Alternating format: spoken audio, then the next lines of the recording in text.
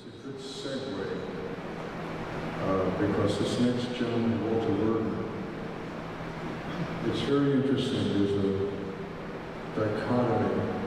There's a bucolic aspect of his view, and then all of a sudden he cuts to the bone and shakes you. I was talking to Robert Milbury about Walter last week, and we both agree. Walter is so profound as a poet. It's very reminiscent of Robert Frost, where you think in the simple little spilling of observations, and then all of a sudden life is laid there before you as a witness. Walter is a visual artist who has been writing poetry for decades. Born and raised in New York State's Hudson Valley, his return to the region has inspired a focus of nature as a means to comment on the human condition. Voila. His poems have appeared in various publications such as Anthology, Chronogram, Literary Review, Home Planet News, and was featured on the Huffington Post. His poetry has been presented by Jonathan Wolfman in his podcast, Passionate Justice and Lit Snips at our Salon Radio. Worden is the former host of the reading and performance series and has recently published his first chapter, This Land and Every Stone. It gives me absolute pleasure to bring up this friend of ours, Walter Worden.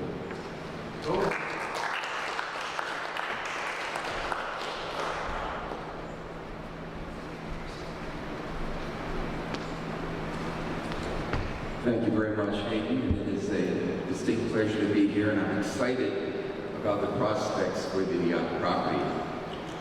I'm going to read a couple of nature poems, and I'm going to read a few that sort of stray out of the boundaries of my typical nature poems.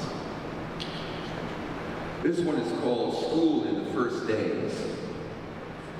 Sometimes it seems I have come to nothing, and on other days it is plain I've come to everything, and the world is light, and I pass out of shadow when the spring rains clean the streets, and the first scent of the fresh fields drifts through the morning, and I am a boy again when becoming myself I learn the planned lessons, schooled in the cold manner of living, and now I'm lean and aged, and in and of myself, my soft soul at ease in the sun, as I walk the spring woods, wildflowers singing at my bare feet.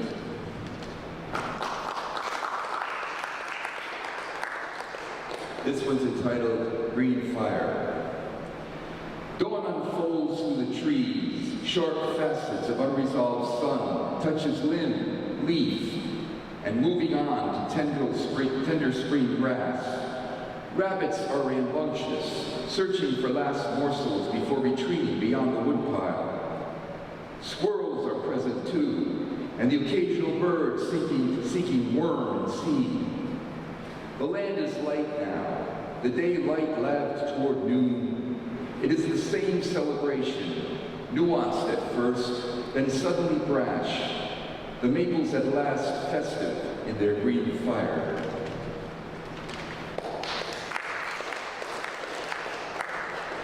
This is Measuring the Grass.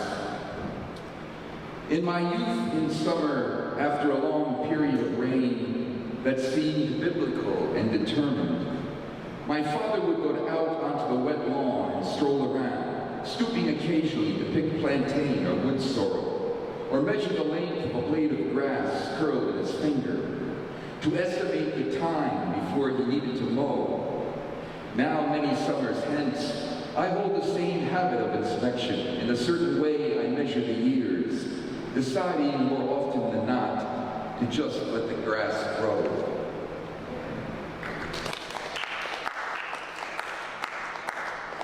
This is Conversation.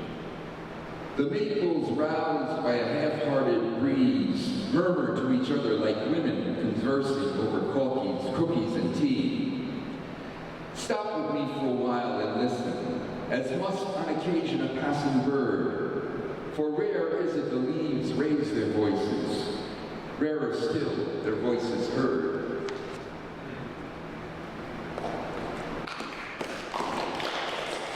This is a poem about my grandfather, who was hesitant to concur with the rest of the family that there was a man in the moon. So this is called Man in the Moon. My grandfather, a man of reason, a man of here and now, of the corporeal, a citizen of the country of black and white, could not see it. We, his wife, daughters, sons, and grandsons, could not persuade him of the obvious, unable to lead him through our dream door, the face we saw being solely our invention, our will and wish, our bid for escape, to rise from our rigid lives, to gallivant in galactic gardens, and play without bonds among the loose but constant planets.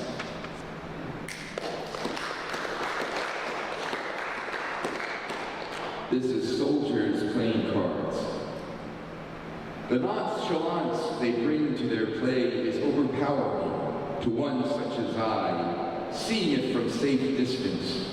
The way they laugh and lay down their cards as if it is their only activity here, couched in the heavy desert heat, where even the deepest scrap of shade holds no mercy. And being lost in the game, they are oblivious to any hint of threat, their pledged purpose seemingly to be confined to the strategy of each hand, rather than that of the real game, where winner, like loser, takes nothing, where the challenge can prove to be the biggest bet of all, where too often prayers fall short of squeezing into the chinks and fissures of solid fear, which the game supplants, when concern for death is left for another day, another hour, even as the noise of the distant hell travels the hot wind across the dry expanse of desert in all volumes of detonations that steer away no interest of soldiers playing cards to pass the time. Time being the part of the pot no one can afford to lose.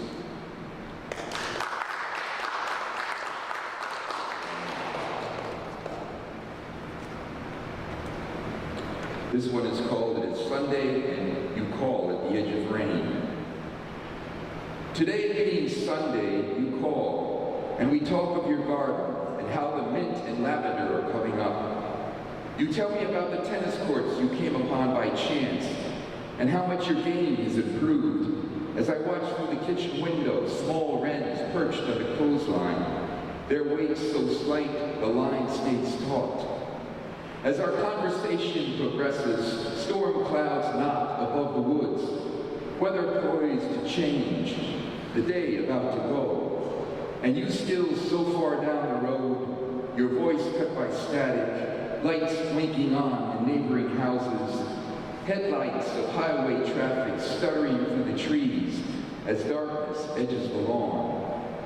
Suddenly, I cannot put words together or reach through the distance, cannot even recognize the timbre of your voice as the wrens lift away, flapping to air, falling toward the mouth of the storm. It is Sunday at the edge of rain, and you call.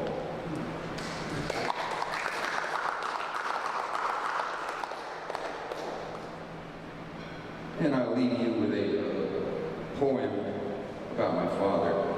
He was a railroad engineer, and I had occasion to take him to work one morning when I was home on leave from the Navy, and it was the last time that I ever saw him. And he died shortly after. This is Smoke and Wind. I saw him last as I had left him, far across the cinder yard, fading in shadow at twilight's wane, where the diesel rested on siding rails, behind the roundhouse, ready for its run. Up to the cab he heaved himself in scarves of smoke and steam that rose to twist and turn in and out rods and wheels, to finally fail at freshening breeze. He did not wave nor I, neither of us knowing then the quickness of a moment's breath, that time would bend itself to shape as smoke upon the wind. Thank you very much.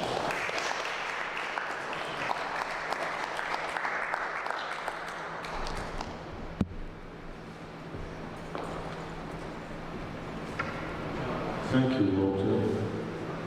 It's humbling. It's funny, you made me think in 1974 when I was touring the country with Joe Bryant, who was a glam rock. And I found myself in Atlanta, and there was a freshly cut lawn, and I had to kick off my clogs and just run through it barefoot. I didn't care if I was caught trespassing. The fragrance and just the exhilaration to run through a freshly cut grass, and you made me think of